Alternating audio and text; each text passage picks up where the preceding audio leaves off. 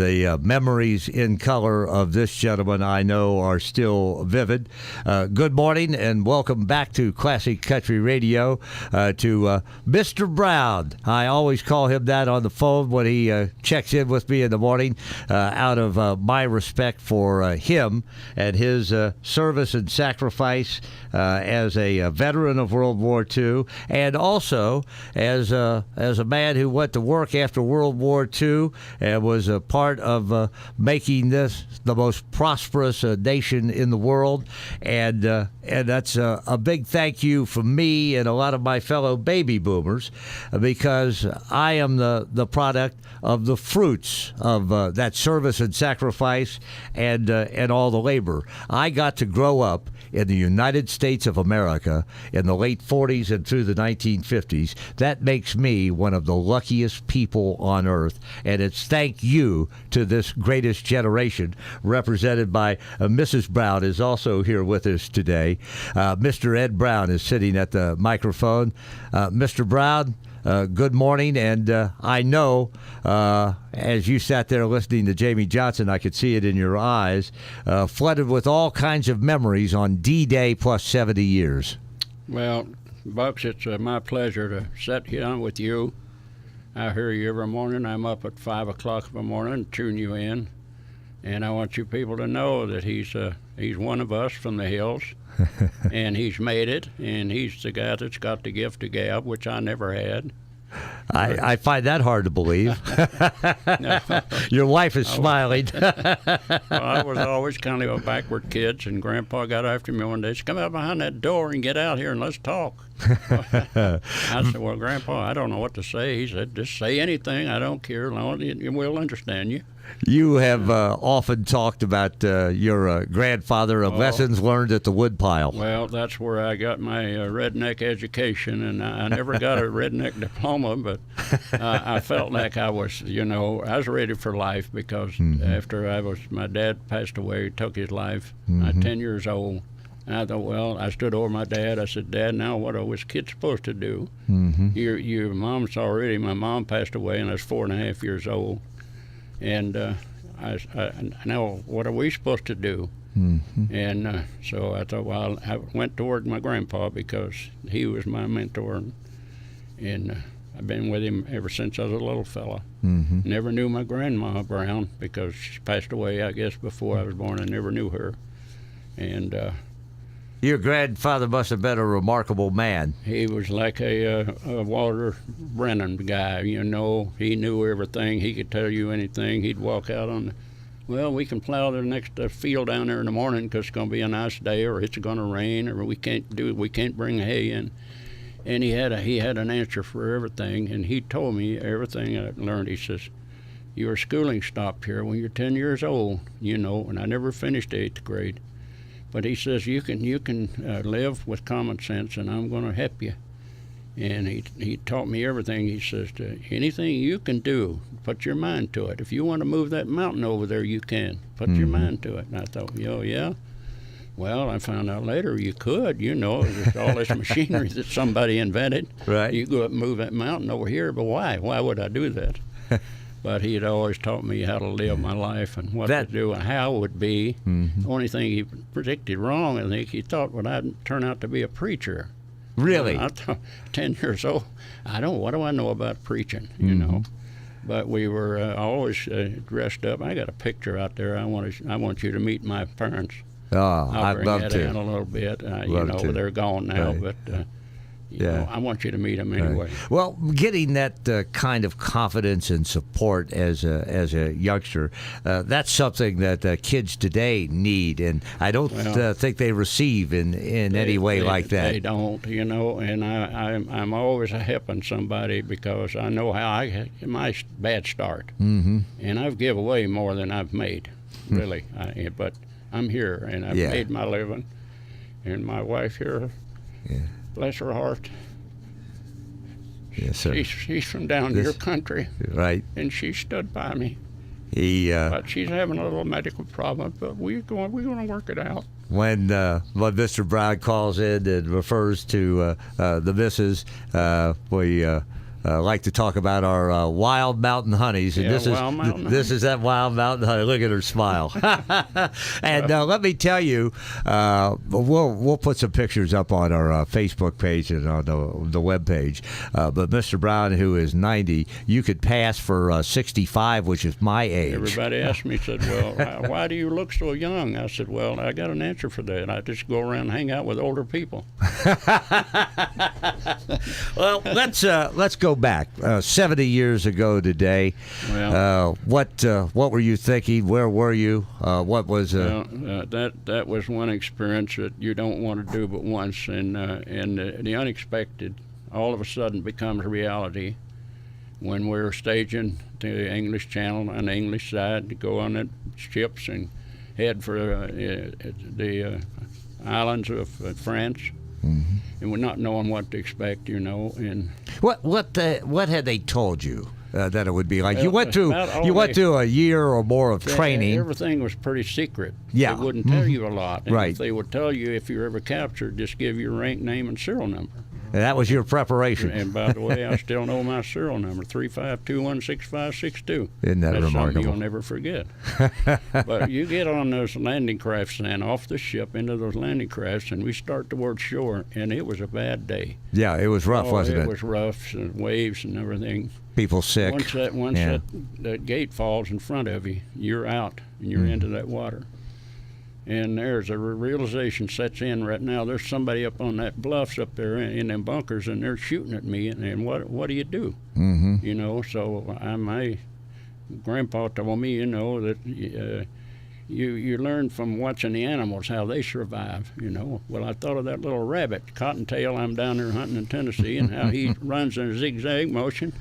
I drop my head and I run zigzagging. And I'm running over bodies and stopped one time. I fell down when I'm shooting over this guy's pack, and the bullets are hitting his pack. He's already gone. Mm-hmm. And I thought, man, this ain't good. So I jumped up and ran again. I get under them bluffs. Mm-hmm. And those the heroes was already there. The Rangers, some of them was hanging up there. Them paratroopers. Right. They went in ahead of us, and the glider come in, and they landed about 25 miles in back of us. Some of them landed and was hanging from those bluffs.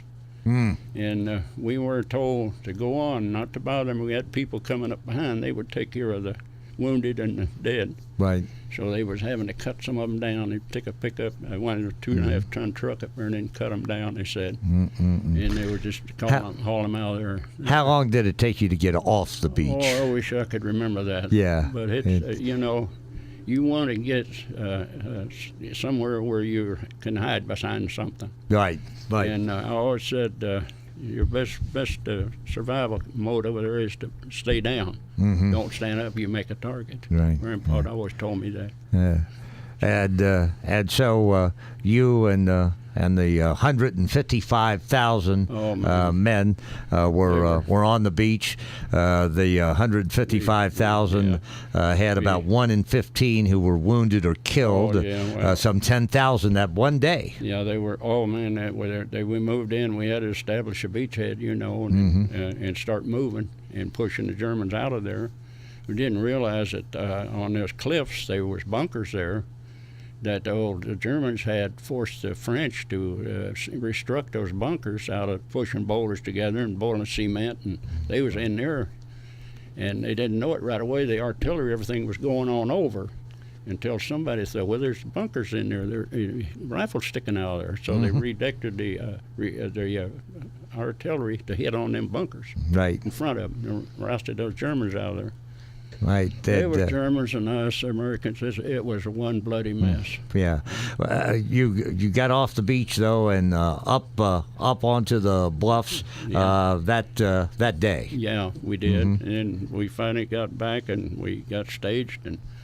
And I don't know, they come to me. Somebody come around and asked me, said, "Well, what are you skilled in?" And I says, I trained everything in Fort Knox, Kentucky. I was there a year and a half. And I feel that I already know combat because we put on a demonstration for the Officers Canada School. They were setting up on a hill on the bleachers, and we were every day down through that hollow down there with live ammunition, tanks, mortars, machine guns, using tracer bullets going through that just like combat. Well, so we were trained. We know. You know, the late Major Dick Hale always said that to me. Yeah. He came along about 15 years in the Army after you, but he said his training was so good that once he got into combat, things happened automatically. That's the way it took with me. It's automatic. Now I'm up here. I didn't come over here to kill nobody, and I don't want to kill nobody. I don't want to see myself killing nobody. But I want to push you guys till you'll go back home and leave these people, get out of this country. Right. Because Hitler had already took over, about 15 countries? Yeah. What you said just triggered a memory with me. The great Ernie Pyle, the combat correspondent. I remember one column he wrote. One, he said, your butcher, your baker, your candlestick maker, your druggist, so on and so on. The farm boy from next door, they're over here. Yeah. They're doing things that they never dreamed that they would do. Yeah. And he said, you probably wouldn't recognize them today. Well, and he said, they're fighting for one thing, to get back home. That's it. And my thought was always, and I'm standing over there and I'm a gun in my hand, I'm looking for a human to shoot, and I thought, this is crazy. I don't want to kill nobody. Right. And I remembered that little rabbit back home when I'm shooting at his little cottontail butt trying to get away from me, and he's running under brush and hiding and everything. And I said, this way, I've got to survive. Mm-hmm. And they want to know what you're expert. I said, you know what, can you give me a 30 caliber machine gun? Because I can pick that sucker up and shoot it like a Tommy gun. And it'll spit bullets. I mean, I don't know anymore how fast. But it had a heat shield over the barrel, but it'd get hot. So I had an old rag or something, and I led this machine gun squad all the way through. And I'd get my guys behind me. They're carrying ammunition, or they're back there with M1 rifles. They'd get injured or wounded or killed, and I'd have to call up and get a replacement. And I'd get so mad sometimes I'd grab that gun up and I'd just like a machine gun, and them hedgerows. That's where the Germans were. Right. Those were really rough, weren't they? The hedgerows. You couldn't get through those hedgerows. Right. That really held us up, didn't it? It did. Yeah. It did until we got you call old Bradley up and say, send some tanks up here and dig us a hole through this hedgerow so we can get through. Mm-hmm. And we'd skirt around them if we could.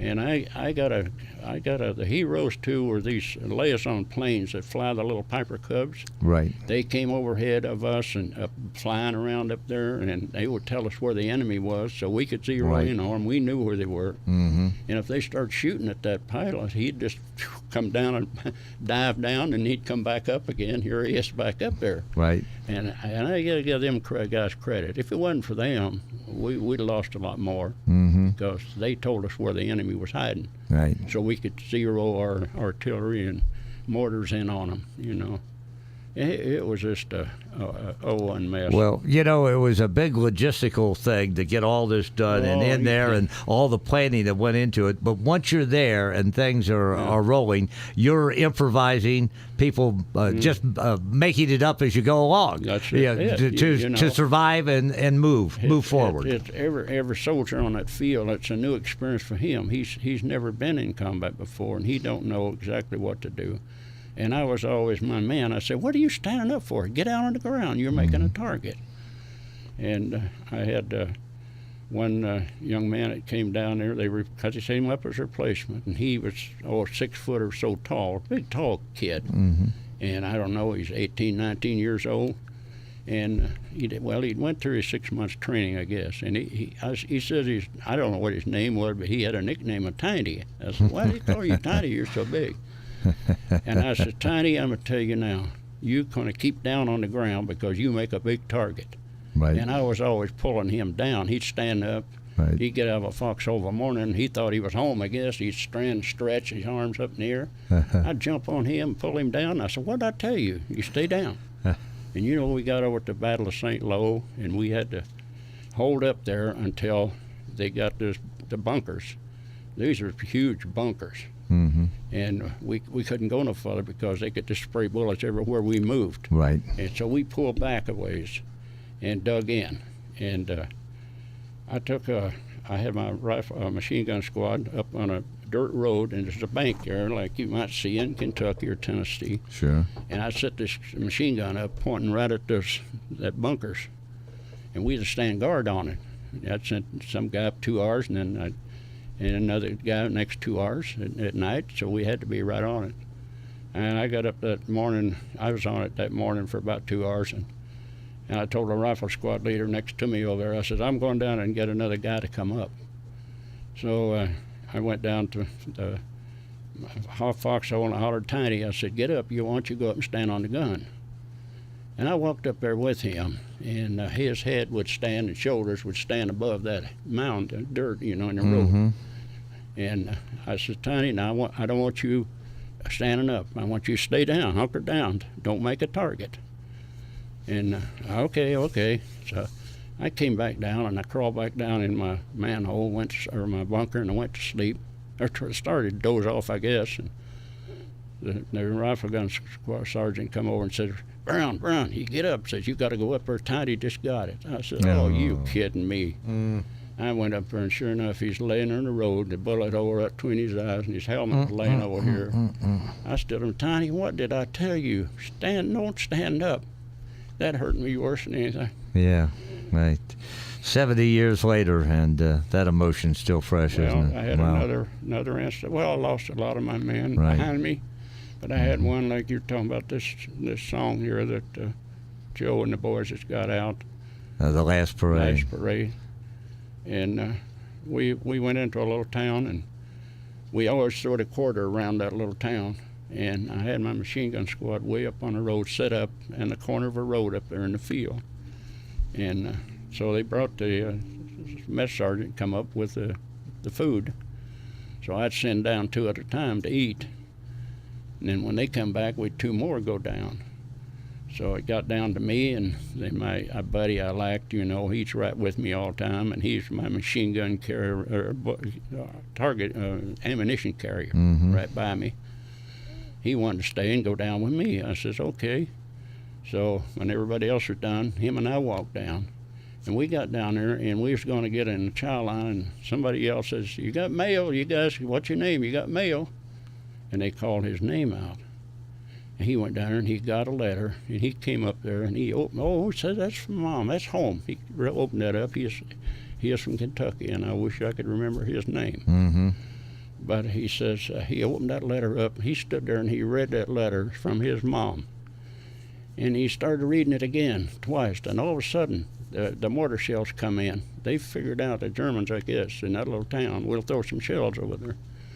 That mortar shells come in. He's standing right beside me on my left side here. And when I heard a flop like that, and he went down. He said, oh, I'm hit. And he went down. And he held that letter up to me and says, tell my mom I love her. Oh, my goodness. Wow. That was it.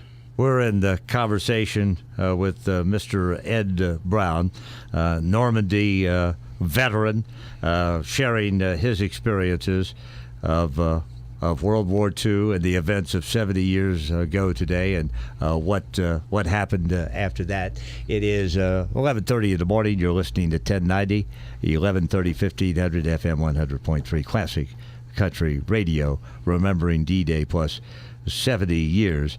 So you fought your way across France. Were you part of did you get to go into Paris during the liberation there? I was in Paris, in American hospital for 43 days with wounds. Well, I remember you telling me about that. But we had units that went the other way. You right, got units going this way and that way. Right. But we went toward St. Lo, and the others went toward Paris. Right, okay. And I never got into Paris. The only way I got there is by an ambulance. And I spent time there in the hospital. Right.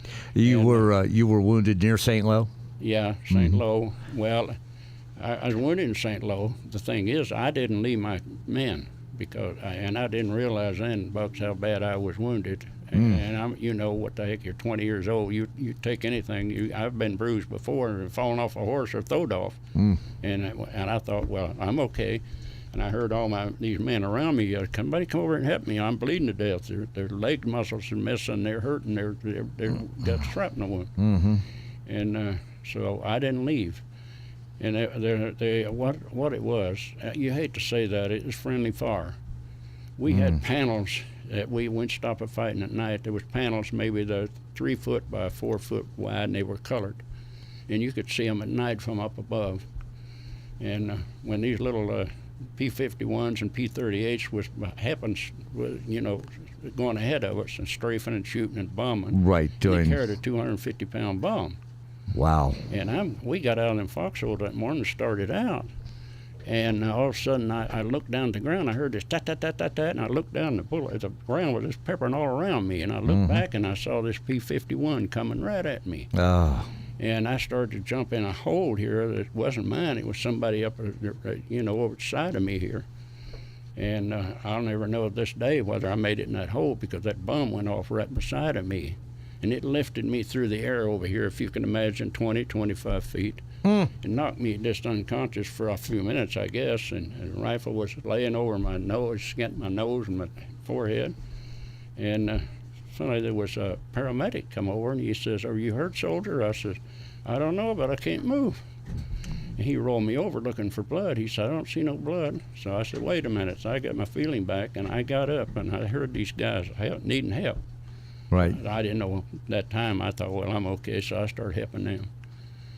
And from that time on, I had a lot of internal injury and back injuries I didn't know about. From the concussion. Yeah, from the concussion. Even my left ear was messed up and still messed up.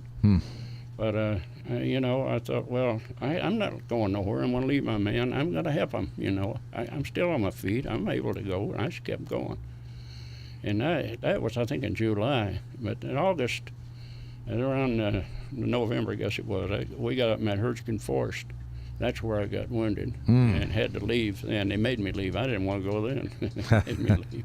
I said, I'm from the hills. I'm tough. I don't want to go nowhere.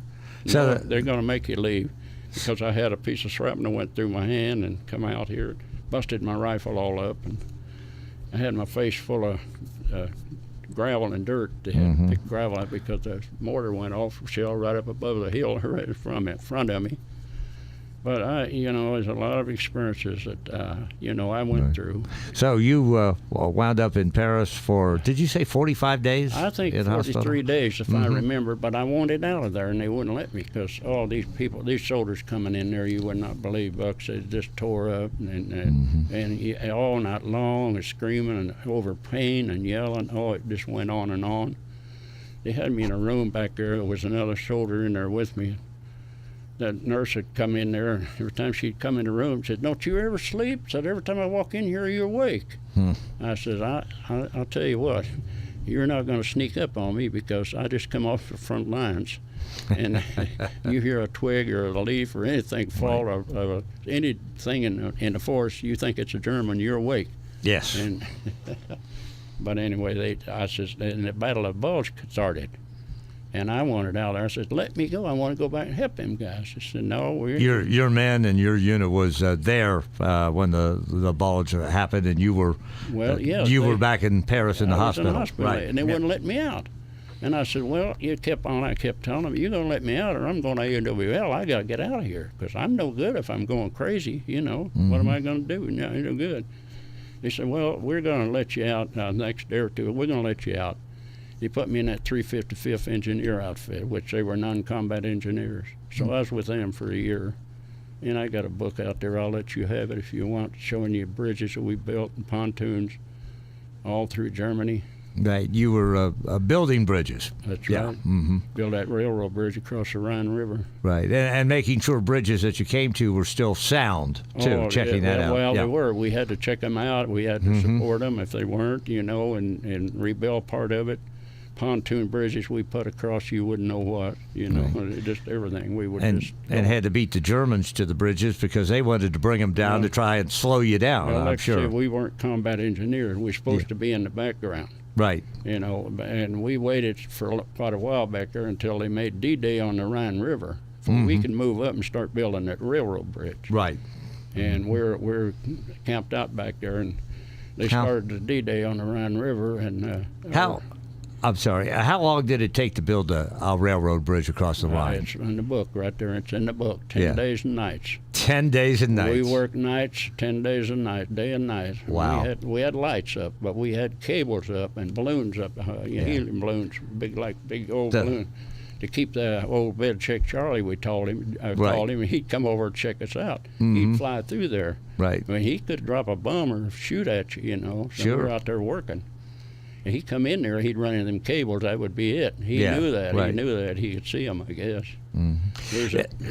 Just the logistics of all this, supplying all of these men, caring for all of these men, making sure they had ammo, and then the equipment and the supplies to build a railroad bridge in 10 days. Yeah. The logistics, the size of this war was just, this is why they call it a world war. It was enormous. A magnitude of all, you could not believe that what all it had to be. You have to do that, you have to do that. Right. We had to go back and bring those I-beams up there, and we call it the Red Ball Express. And we had a 2, 4, 6, 8 wheel truck, wheels on the back with a tongue back there, hauling them from La Havre, France, up there. You go through them little towns, you had to stay on the road with a truck. You could make semi-truckler. You couldn't get off the road. We'd come through town. You try to make the corners, and that tail would come around, and that I-beam would hit a brick building over there and knock the bricks out. Well, something that we're not accustomed to very much in this country, how tight those towns were, the little narrow streets and all that. But, I love those little old towns. It's beautiful over there. I love the German people, and there's so many German people that I felt like I was home. And I loved their little hobnob streets in town. Right. And the red slate type roof up there. Just gorgeous. Oh, it was. I thought it was beautiful. Do you ever go back? No, but I'd love to go back and just go the route that I took. Right. Because I'd love to stop and just enjoy that place. Right. We stopped in this one little town. We cleared them out, pushed them out, and me and my one buddy, we were walking between two buildings, which the houses pretty close together, and I heard a knock, knock, knock, and I looked down, and basement window down there, and there's an elderly couple down there, and she's waving at me. And, America! I heard her say, American. And so I went around the back door, and they come out that door, and she's grabbing us and hollering, kissing us. And, you got them bad people out of here. Get them nonches out of here. They come out, and I said, did you stay here through all this bombardment and everything? She said, yeah, we stayed right down here in our basement. It's our home. We weren't going to leave. The devastation was incredible, wasn't it? It was awful. But anyway, we looked, she said, looking out in the back, they've hit the roof up there. And them slates, they fell off. If you knew them slates, they're about a foot long, and they had a hook they made in them. And there was a hole in the roof up there. And I looked over there, and there's a ladder there. I saw my buddy get that ladder over here, and we brought that ladder over, and they had some extra stacked up over there. And we went up there and repaired the roof. Them people were just so thankful. You could not believe. They were... many were victims of all of this. They were victims of the Nazis and what went on to take over that country. What I don't understand is why you let a dictator like Hitler tell you every move you can make, and if you don't, I'm going to kill you. Why didn't somebody take him out before he went as far as he did? I mean, you don't want to think of killing somebody. Right. But I mean, what would it looked all the lives it would have saved if somebody would just said, "Oh, you're not going to do that to me," and just took him out. Right. That. They tried to confiscate the guns at one time, didn't they, in Germany? Because Germans were sportsmen; they were hunting people, so there were a lot of guns out there. They were smart. They knew how to do anything. I had a bunch of different pistols made in Germany, and I remember a 32, and it had a broken farm pin. And I was with the 355th then, and I went over. I seen a building up there that said NCR on it. NCR was over there. They were around the world, right? They took it over and started making war material, or whatever they're making in there. So I thought, well, wait a minute. I walked in there, and I asked, did anybody here understand English? And the guy said, yeah, me do. I said, come over here. I said, I need a firing pin for my pistol. Me show you, come over here. He went over to that guy, and that guy couldn't speak English. He looked at it, me fix you. You give me 2 hours, you come back. I did. I came back. He made a firing pin for that. But they just, I just fell in love with all them people. How now when the in May when the war ended, how long were you over in Germany after that? After the war ended? Yes. Well, I was there longer than I should have been, because if you had been serving down the front lines in combat, you'd have an early withdrawal to come Right. home. Mm-hmm. They kind of forgot about me, and I'm up in Bremen and Bremerhaven, Oh. which is way up northern part of Germany. That's where my great-grandfather was the from. North Sea. Yeah. Well, Bremen was leveled. Bremerhaven was on up north a little bit further, Right. and I was driving a Jeep for this colonel, and they just kind of forgot about me until they said, "Oh, you could have went home a long time ago because you've been in combat." I said, "Well, thanks a lot." But I was having fun. Right. I said, "Yeah, what are you going to do? I'm an little old hillbilly. It's orphan looking for somewhere to be." Right. And we got up there at Bremen, I believe it was Bremen, and then we found that plant where old Hitler was making the fluid for his bombs, planes he was sending over them, his buzz bombs. Yeah.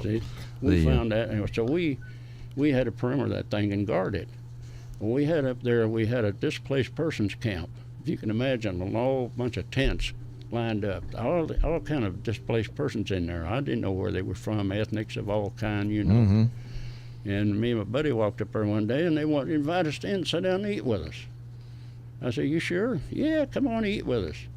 They had a long table set up there, and they had a big paper, they called it goulash. Mm-hmm. And somebody had a garden out there. They had a big garden, and with cabbage, turnips, and beets, and you name it. And they were making cognac, homemade cognac. So they says, "Come in, sit down with us." So we went in, we sat down with them. They'd set a big plate of that goulash here and one up there, and they'd give you a plate and a glass. And so you put your glass there, and they'd come along, pour about that much cognac in there. And I watched them guys, and they'd drink that right down. Yeah, it was good. I thought, well, I'll try it, and I took a big shot of that, and I could feel it all down to my toe. That was worse than Mountain Dew. Your memories are just so vivid and real. You're really close to them. Is this something you think about every day? You try not to. And when I got back here, Bucks, I tried to put all this behind me. What was it like when you? Where did you come back to the country at? Well, in the first place, it took us 18 days to come back across the Atlantic because they put us on a converted destroyer, and we ran into a storm and had to turn and go back. They said 500 miles. I don't know if we went that far back or not, but destroyer in a storm was like bobbing, like a cork bobbing, wasn't it? Bad storm out there on the sea. The aircraft Enterprise and the Queen Mary came by us, and I'm out on deck, and all that storm, and that ship's going up, and you could see nothing but sky, and all of a sudden it dropped, and I had a camera. It was an old German camera with black and white film, and I still got them pictures. I wish it had been in color, but I heard somebody kept yelling, "Get in here, come in here." And it was one of the crew members. He said, "You get washed off a deck over." He said, "Somebody just got washed off deck back of you." So I had to come in, but it tore that ship up we were on, lost all the smoke barrels, our gangplank. It just cleaned it off on top, and it bent everything down there. And we were sleeping in hammocks between posts, hanging between posts. Swinging back and forth. And they had give us a new duffel bag full of clothes, and I figured a use for the long johns. You get up in your hammock, you take one part of them, and you tie yourself in up here, and the other part you tie your feet in around. If you didn't, you'd a storm, you'd roll you out. What was it like when you put a foot down on American soil? Well, I was kind of upset at first because we came into the New York Harbor, and we sat out there about 4 hours and wondered, well, why are we sitting out here? We got here. Why can't we get off? Mm-hmm. And we was out there right by the Statue of Liberty. I could see it from where we were. And Andrew's sister's out there on a platform singing "Welcome Home, Welcome Home." Oh, really? Oh, yeah. So anyway, they finally brought us in to dock, and we come in beside of this Queen Mary and the Enterprise. I looked up there on that Enterprise, this aircraft carrier. One of the turrets was all tore loose and hanging up there That's how bad that storm was. Wow. And all of a sudden, we finally had to get us a gangplank so we could get off, and we got off. And there's guys, dock workers were on strike, carrying signs. Oh. And I was so mad. So after fighting your way across France and Germany, 4 hours we'd been out there. You're waiting for a strike to end. After 18 days trying to get across the Atlantic. Oh, man. I told that one guy, I said, you know what? It's a good thing they took my rifle away from me before I got here. I'd give you a butt of it right upside of your head. I'm over here fighting this war, and I come home. And, that's so mad. We were just so messed up. You're listening to Conversation with a great gentleman, Mr. Ed Brown, a Normandy veteran of World War II, man who recently celebrated his 90th birthday. And if you weren't here earlier when I said it, a guy who looks younger than me, and I'm 65. We're talking about, of course, 70 years ago, D-Day, and his involvement in that and World War II. So you were mustered out of the Army soon after getting back onto American soil, or did it take a little while? I wound up in Indian Gap, Pennsylvania, and was let go on the 2nd day of January, 1946. Now, you were from down in the hills of Kentucky. No, Tennessee. Tennessee. How did you make your way to Dayton area? Well, I left Tennessee in a 29 Model A Ford I bought at Jamestown, Tennessee when I was 11 and a half years old. And I worked on an Alma Johnson's farm, and it's 4 miles north of Sparta, Tennessee. Mm-hmm. And when I was 11 and a half years old, he was a big old banker down there in Sparta. He gave me a job. And I was working for him. If I wasn't busy for him, the guy across the road, he said, you come over and harness my mules and come out here and plow that. I said, I'll be right over there. I was always working, Bubba. I was never without a job. Mm-hmm. And I got that old A model Ford because my brother and my cousin was there at Jamestown, Tennessee, and they was in the CC camps, they call, which is equivalent to the ROTC here in Dayton, year. So they were going to come home on the weekend, and you got around down there by thumbing, somebody pick you up or, haul you around. And I got down there at the gate. I don't remember how I got there, but I was waiting on my brother and my cousin to come out. I didn't want to go in the gate because I'd be an intruder, getting in the gates. And I looked down the street and I saw that A model sitting down there. And I had a sign up in the window, and I walked down there looking around it. Then that guy come out on the porch and he hollered, say, hey, buddy, kid, you say you like my A model? I said, yeah. Is it for sale? He said, yeah, it's for sale. And he walked out there, and I says, well, what you want for it? He said, $25. I said, I'm going to buy it. You can't drive that. You're just a kid. I says, don't tell me what I can't do, buddy. I said, and he said, you got $25? I said, I showed him $25. He come in and got the title, and he come out and signed it over to me, and I got in and drove it up there at the gate. Yeah. My brother come out, his eyes got as big as softballs. He's, get out of that man's car. What are you doing, that man? I said, it's mine. Come on, we're going to Sparta. So I drove. Ludlow, Kentucky was a lot like that. And this is only about 40 or 50 years ago. My cousin Rob told me a story not long ago. We both worked on the peddling wagon for my grandfather. Best experience I ever had in my life. And Pop had me driving in his lap when I was about 8 or 9 years old. And as soon as I could reach the pedals, I was driving. And Rob had the same experience. He was about 14, and Pop threw him the keys to the Jeep, which he had taught him how to drive. He had a Willys Overland wagon. And said, I want you to go down to Schroggy's Hardware and get that wood I ordered. And Rob said, Pop, I don't have a license. He said, I didn't ask if you had a license. I asked you to go down to the hardware store. Oh, yeah. Yeah. Well, we didn't need a license in Tennessee either. I drove that thing out of there, and we went up in Indiana, me and my cousin, and an old boy by the name of J.D. Walker. He had one eye out and had that patch across his head. Can I go with you? I said, yeah, get your butt in there if you want to go. He crawled in the back seat and went with us. Yeah. And we get up at Rensselaer, Indiana, and I run into this Tom Stewart, and he was from down there, Sparta. And I said, I come up here looking for work. He said, I got just a job for you. I'm taking over a big dairy farm in Michigan City, Indiana, and I'm going to need you. I says, that's fine with me. I'll go help you. So I went on that dairy farm. Bucks, I was on there for 3 years. I was like 15 when I got there, and I had to register for the military at Valparaiso, Indiana. And that's where I registered. But, and Tom had a boy there, Jerry, and he had this polio, I guess, from birth, and 12 years old. And I become his confidant. I took that boy. I just become his companion, done everything with him, took him to Soldiers Field in Chicago to see the Gene Autry show. Oh, wow. I took him up to dunes, Indiana dunes, and took him down there and set him in the sand. And that little boy, he and we went down to Michigan City, Indiana, and saw that movie Gone with the Wind. I took him down to the Indiana State Prison, which is there at Michigan City, Indiana. Right. Run him through there and just had to teach him everything. And he was that boy was just, and then I wound up buying that racehorse in Chicago Stockyards, and brought him down there. And I had to get a saddle and a bridle, and I even got a trailer. And I'd take him down and made a cattle horse out of him. That boy, he wanted to ride that horse. I says, okay, Jerry, I'm going to put you on that horse. I'd bring the horse up there at the steps on the back door, and I'd put him on. He'd finally get a hold of the horn, and I'd lead the horse around.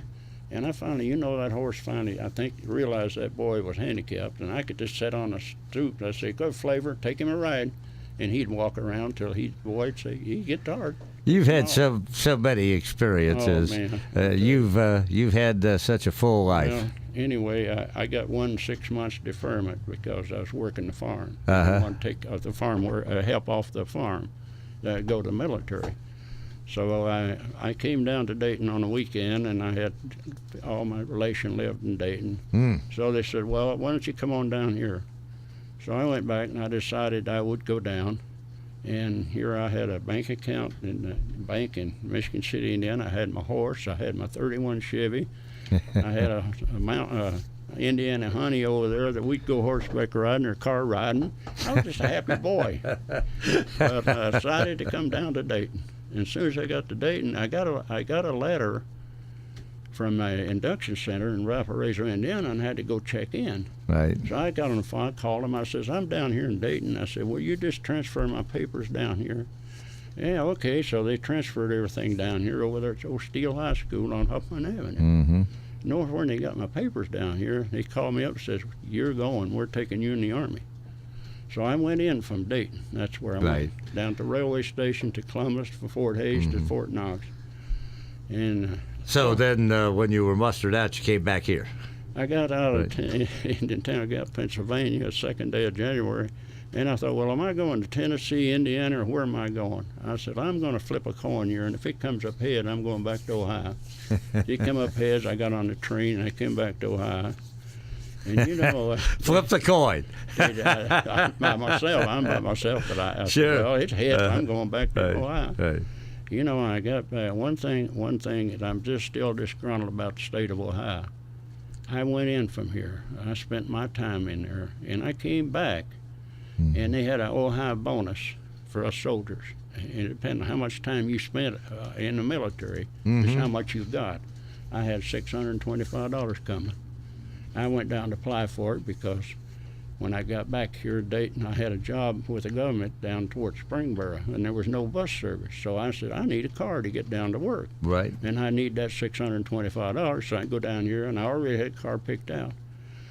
I went down to apply for it, and they turned me down. I said, why? Really? They said, well, we checked your record, and you had to live in Ohio to establish a residence for 1 year. Oh. I said, well, whoop-doo, I'd only been there 6 months. Are you going to turn me down because of that? Well, that's what they say. So I never did, and to this day, I come back here in Ohio. You know how long I've been here working. Paid all the taxes. I always paid everything. Never owed a dime to anybody, didn't want to, and I wouldn't borrow from you. I had a story, I tell you, I borrowed $3 off a buddy one time, but that's another story. But anyway, I never did get my Ohio bonus. And the only way I got my car. Boy, I wonder what that'd be with interest and everything now. That's what they still owe me. They still owe me. That's right. But I went down and talked to Veterans Affairs. We owe you a lot, sir. We're sadly out of time here. Oh boy! And it went so quickly. But let me thank you first for being here to share these stories and give us the insight of somebody who was there and on the ground 70 years ago today and what ensued. Thank you for the insight that you've given me in your phone calls here on any number of topics when we're doing those in the morning. People really look forward to hearing from you, and me especially. But let me also say this. Thank you so much for the example that you have set for all of us who follow through your service to the nation and then your service in business and the way you've conducted your life over the years. It's really a pleasure to know you. Well, it's been a ride, Bucks, but, I'd do it all over again. I just, I don't know if I'd do it any different. There might be a few things I would do different, but, when you're just an old, beat-up, little old hillbilly boy and, you do it your way, Grandpa's way, and I love that song of those guys from Nova Scotia. Let's get back to Grandpa's way of living. The Spitting Brothers, right? Spitting Brothers, yeah. Mm-hmm. What does these wars prove? Just get a lot of people killed, innocent people that had nothing to do with it, and we come out of it. Well, we go back and rebuild the thing. We bum like Bremen up there. We bummed that place to the ground, and we go back and help them rebuild it. We've done that all over the world. All over the world. All these years. Is there a part where we're going to say, why? Why are we doing this? We can't change these people. So if we've got the best army and the best fighters in the world, let's throw them around our borders here and protect our borders and let everybody know, what are you coming over here for? We're going to keep a watch on you coming over here, and you're going to be a terrorist. You got another thing coming, buddy. You're not going to do that over here. But, well, thank you so much for all of this, and especially for what you went through, so that I could grow up, as I said, in the United States of America in the 40s and 50s and into the 60s. We're the luckiest people in the world because of folks like you. Mrs. Brown, thanks for coming along today, too, and all of your support for this wonderful guy. Ed Brown, thank you. Thank you, Bucks. I appreciate you being here, and I want all you people to know out here that we've got a good guy here that's supporting us in entertainment and keeping us up on sports and the things that's happening around us. So we need him. Well, thank you. Support him. I'm just here to introduce folks like you to people that should hear from you and should know you. Well, thank you, sir. Thank you, Bucks. God bless you. God bless America.